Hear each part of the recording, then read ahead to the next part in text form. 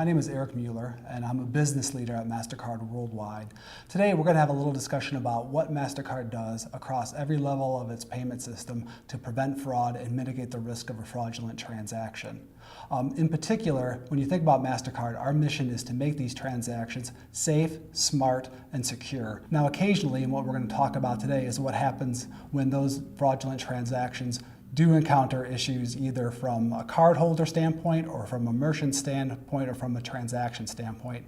But please rest assured that across the entire circle of preventing fraud, detecting fraud, and reacting to fraud, MasterCard works 24 hours a day, 7 days a week, 365 days a year with our people and our technologies to keep these transactions safe. Some of the main fraud categories that we're going to look at today are counterfeit fraud, lost and stolen fraud, and card-not-present fraud. And we're going to look at some very unique fraud attack vectors, which involve the skimming of credit card data, the phishing of credit card data, and how hackers and criminals can break into systems that are storing or having transaction data in it to extract that data to commit fraud. Now, when we talk about counterfeit fraud crime, what that means is that hackers and criminals are going, and what they're doing is they're taking the information off of the front and the back of your credit card, the front of the card and also the mag stripe. And what they're doing is they're cloning or making a counterfeit card. Now, what they're able to do is when they extract the information from the front and the back of the card, they're then able to make either a very simple kind of white plastic counterfeit card, or as you can see on the picture on this screen, some of these criminal operations go through great lengths to make cards that look very similar to the actual authentic cards that you would get from MasterCard.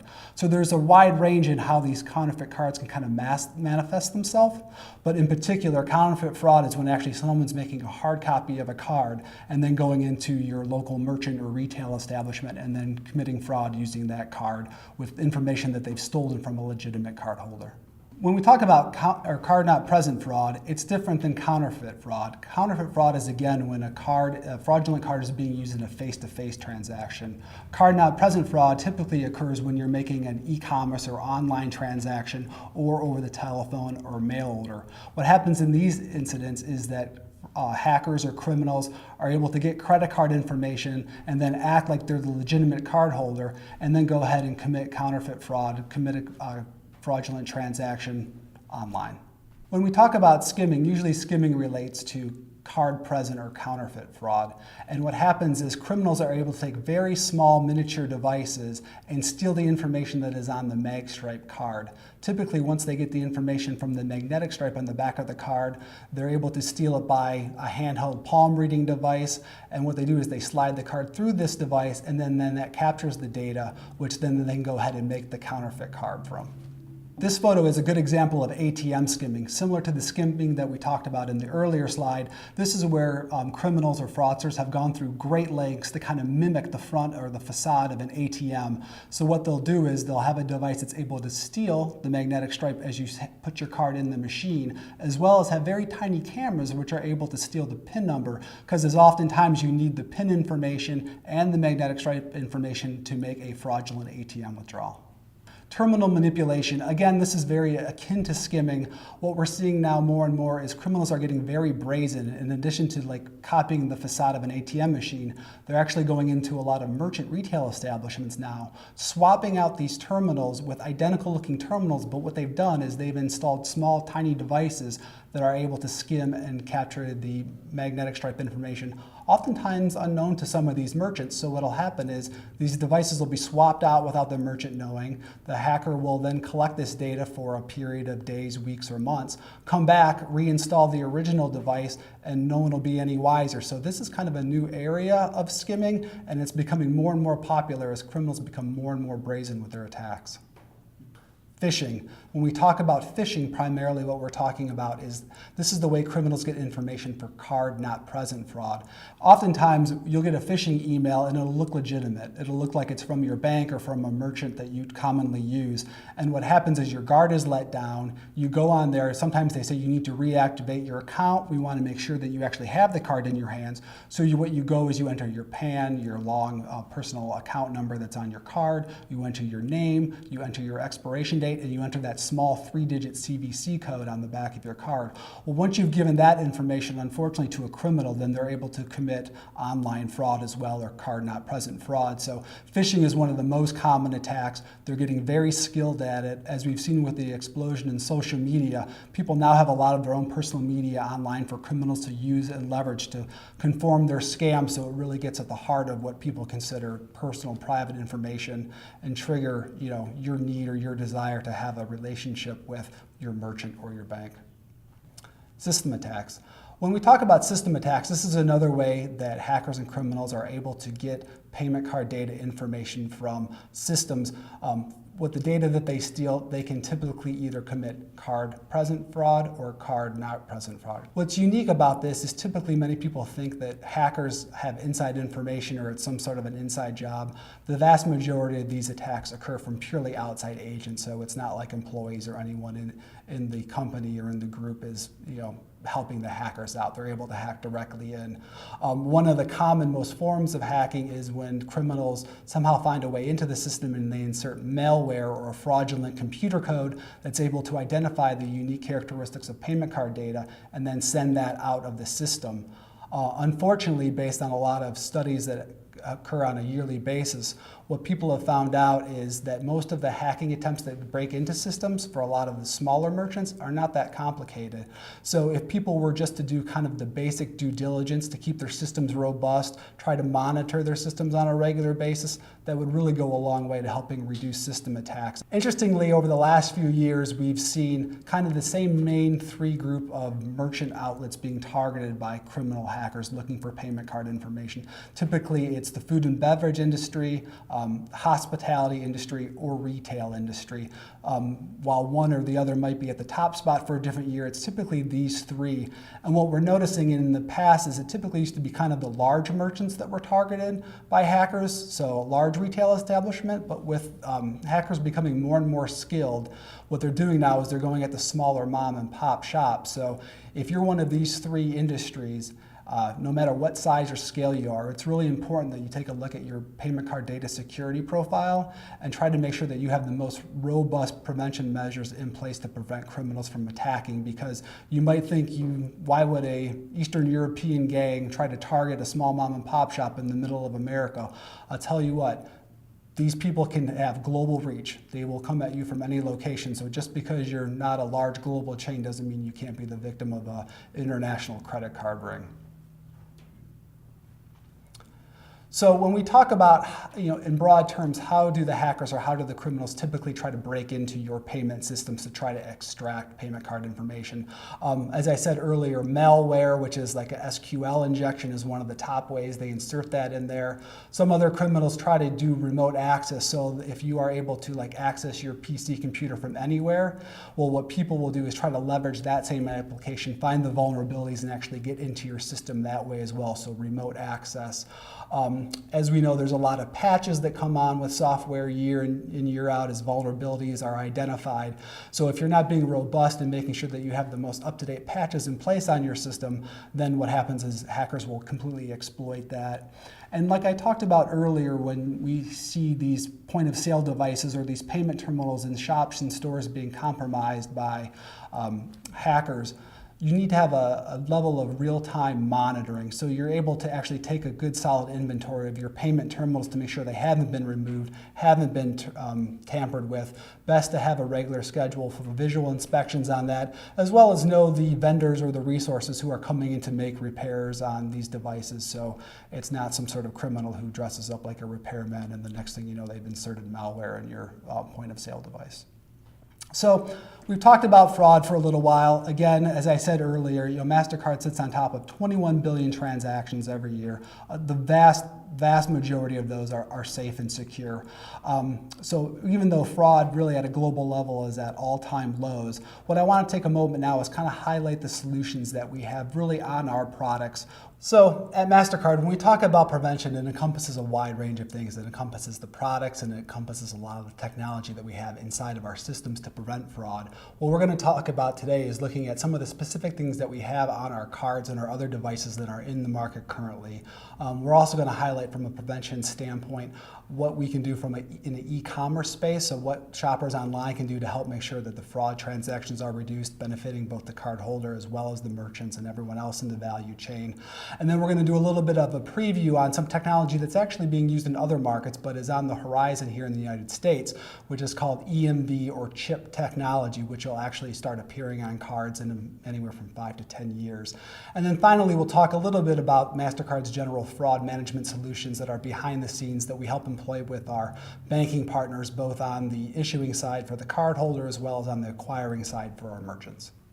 So when you look at a MasterCard credit card, you may not realize the security features that are already in place. One of them is the 16-digit PAN, the account number that's on the card, as well as MasterCard's hologram, which is a very unique hologram that by and large most people have recognized as one of the most hard to replicate holograms across the entire industry.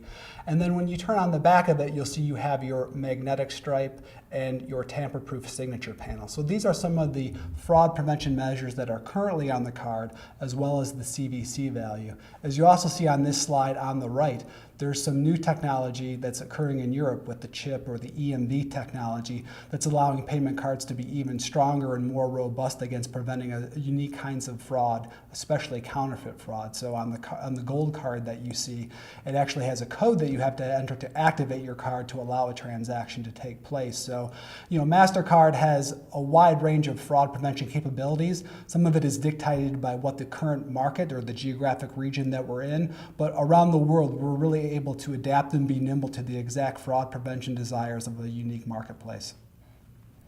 What you're seeing in a lot of regions, including the United States, is our PayPass transaction device. So PayPass is a technology that emits a small radio frequency that you're able to actually tap this device to a specific terminal that can read the signal that's coming out of the transmitter and complete a purchase. So what's wonderful about this product is, like I said, it's contactless.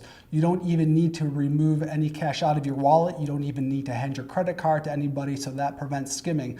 So with the PayPass device, it's very secure, it's for low dollar transactions, and you're just able to keep your wallet in your pocket. Just make a quick tap. What you'll see is sometimes this technology is on your actual credit card. Other times it can be put on your mobile phone device or any sort of application. We even have it on watches. So if you have a watch with this technology, you just flash your watch at a terminal and those devices can read each other and you can complete the transaction quickly and safely.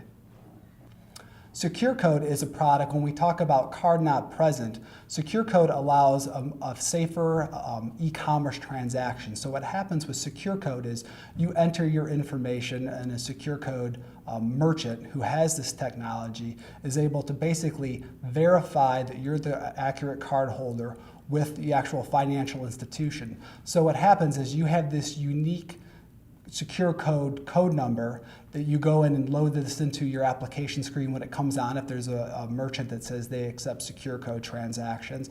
And that way you never have to provide your 16-digit PAN again. You don't have to provide your CVC information again. You have this one basically random number that you can use to complete a very safe and secure transaction through the Secure Code product.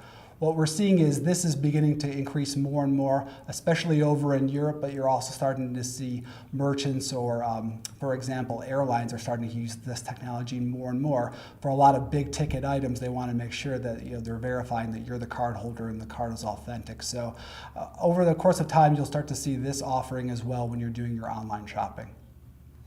PayPass Wallet is a new product that MasterCard has launched, and what it's able to do is combine a lot of the contactless as well as some of the online fraud prevention technology that we have. So with PayPass Wallet, what you're able to do is go online, enter your MasterCard information, as well as information from other payment brands, and then you have a virtual wallet sitting online, and what you're able to do is with merchants who actually have PayPass Wallet icons on their screen, you click that icon and you can complete your transaction with real seamless one-touch shopping. So again, you don't have to enter information like your PAN, like your name, like your expiration date. So that really minimizes the opportunities for fraudsters to try to make a fraudulent transaction because they're not entering that payment card information and you don't need to re-enter it on your screen. We're really excited to talk about this EMV or chip technology. In simple terms, what chip technology is your current payment card that we have, what they've done is they've embedded a small microchip or a small computer. And by embedding this small microchip on your card, what it's able to do is basically replace the make stripe and have a very dynamic kind of interaction with the terminal where you're giving your credit card for the transaction. So what it does, it encrypts the messages, and it doesn't allow for anyone to kind of counterfeit or clone this transaction because they can't break the cryptogram or the technology that's scrambling this code. So it's very safe, it's very secure. We're seeing it over in Europe. Canada now has it, as well as Mexico. It's in its infancy here in the United States, but over the course of the next few years, you'll hear more and more about this. And as MasterCard, we're very proud to stand behind this technology. When you look at the term EMV, the M stands for MasterCard, and we've really been the foundation of this technology. Happy to see it expanding globally and looking forward to it really gaining steam here in the United States. Like I said earlier, what is in the chip? In the simplest terms, on your credit card, you'll have a very small microchip with a very small processor. And what that's able to do is to allow the card and the point of sale terminal to have this special secret interaction with each other where only they will know the information that's being transmitted, and it cannot be stolen or hacked or broken by the criminal. So what you're able to do is put your card into one of these terminals that reads the chip, enter your PIN number, and there you have a much safer or more robust kind of authentication and verification process, which is really the next generation beyond the mag stripe that's currently in the marketplace. So if we're going to take a little closer look at the EMV transaction and how that works, what happens is when you take the card and then present it into the terminal that's capable of reading the chip, first it reads the data on the card to verify that it's the actual card. And then what it does is it makes sure through the PIN entry process that you're the actual card holder. So with this two-factor authentication, it's able to make a very secure and a very low-risk transaction. A lot of times too, what'll happen is with these kind of cards, people can either do what they call an online transaction or an offline transaction. For most of us who understand this process, it's a big deal. But for those of you who are just looking at these cards, all that means is whether someone is able to complete the process using the information on the chip or whether they take that information and run through the network to complete the process. When you look at this chart, I think it's very interesting to note the country that's in gray, the United States. What that means is there's absolutely really no EMV chip migration in this. But as you look to the north of us in Canada, you look to the south of us in Mexico, and then you look across the Atlantic over to Europe, what you're seeing is these are very mature EMV markets. And what that means is, they're now seeing a high rate of chip card use in their markets. It's really mandated, especially in Europe and other markets. So more and more you're going to see as you go overseas or as you have visitors from other countries come into the US, you're going to see people with this chip technology on their card. And it's just one thing to highlight here in the United States, we're kind of isolated from the rest of the world, but MasterCard, as well as some other industry sponsors and brands, are actually really trying to push hard to get that technology more and more robust over here in the United States. It's interesting. This slide kind of shows an example. We'll take the UK market or the England market, for example. What this shows is kind of a time frame from 2001, where there really wasn't any chip card usage over there, to now 2011, where it's really the mature chip card market. The vast majority of people are making transactions using their chip card. What you'll notice on the pie chart is the dramatic shrinking of counterfeit fraud. It's basically fallen off a cliff, really. So this is EMV technology delivers on its promise to prevent face-to-face or card-present fraud, which is great. Unfortunately, you'll see that criminals have now migrated to the card-not-present fraud, but with products like Secure Code and new technologies that MasterCard is working on, we're also working very hard to try to shrink that card-not-present fraud as well. You'll see the pie chart, which is a great example of showing that the credit card fraud based on counterfeit fraud, or the payment card fraud with using the counterfeit scam, has fallen off around 125 million pounds. So that's a very dramatic drop, and probably will continue to fall as there's more and more chip cards spread out through the UK or English market. So what we've talked about at this point in time is kind of this arc of innovation, or what you're able to see really from the card holder level. So we've gone from having cards with magnetic stripes in the marketplace. You've seen the PayPass or the tap and go contactless technology. We're now integrating that into mobile phones and smartphones and tablets as well. And then also what we're seeing is the advent of chip technology, which again will be able to be leveraged not just in cards, but also in your mobile technology. So there may be a day in the not too distant future where you won't even pull a card out of your wallet to make a payment. You'll either be using your mobile phone or some other device to kind of make a very secure and fraud-free transaction. One of the main things that MasterCard works kind of behind the scenes to reduce fraud is this idea of PCI DSS. Now, PCI is the Payment Card Industry Data Security Standard. And what that is, it's a framework for merchants to be able to kind of look at their systems that take payment card information, accept payment card transactions, and make sure that their systems are very robust from hacking attempts or for people trying to get into these systems and extract payment card technology. So from a merchant standpoint, PCI DSS is really one of the frameworks or the standards that should be used to ensure that if you're taking payment card information and data, that it's being transmitted and stored, if it has to be stored, in a very secure and safe way. Now, one of the main things for a lot of merchants is when they're trying to adhere to PCI DSS, there's a few checks that they need to make sure that they're doing. One is to use the approved PIN devices. So if you're going and getting your credit card terminals or your point of sale terminals, you have to make sure that they're approved if they're accepting PIN codes. Also, a lot of merchants, when they get these devices from their vendors, they often use the default passwords or very simple passwords like password. We want to make sure that's one of the things that criminals very easily exploit. So when you get these new systems or when you're updating your systems, make sure that you have passwords that are very complicated or not just simply 1, 2, 3, 4, ABCD or password. Another thing to make sure is that you have firewalls to prevent hackers from being able to insert fraudulent malware into your systems. It's often a good idea to not have the systems that house payment card data or use payment card data across their networks to also then offer, let's say, for example, free Wi-Fi to people. You want to keep those things safe so people who don't exploit a publicly open Wi-Fi network are able to get into your transaction network. MasterCard also has a wide range of detection solutions, prevention solutions. One of the things that we're able to do is leverage our connection with a lot of our issuing and acquire banks to provide us fraud data. And then we analyze this data to try to identify where fraudulent transactions may be occurring and shut it down. We also take a look at what merchants may be having high chargebacks. And when we see that there's a lot of chargebacks at a merchant occurring, then that kind of sends up a red flag that there might be some fraud occurring at that merchant. And then we're able to kind of investigate that fully to really determine what exactly is happening or what we can do to help make those systems more safe and secure working through our merchant's bank. And then from a resolution standpoint, again, while I say that fraud is very low on a lot of credit card transactions, occasionally there are needs where we do need to step in and resolve it. One of the big issues that commonly comes up is if you hear about account data compromises or data breaches.